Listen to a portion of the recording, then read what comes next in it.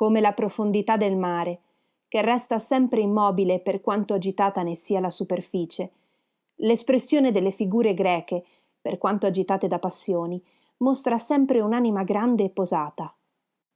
Quest'anima, nonostante le più atroci sofferenze, si palesa nel volto del Laoconte, e non nel volto solo.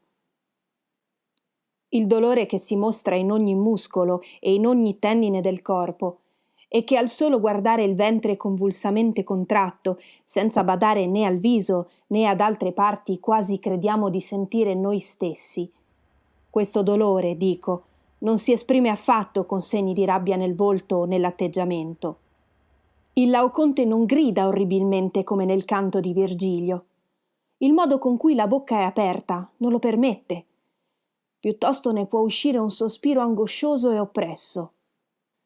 Il dolore del corpo e la grandezza dell'anima sono distribuiti con eguale misura per tutto il corpo e sembrano tenersi in equilibrio. Laoconte soffre, ma soffre come il Filottete di Sofocle. Il suo patire ci tocca il cuore, ma noi desidereremmo poter sopportare il dolore come quest'uomo sublime lo sopporta.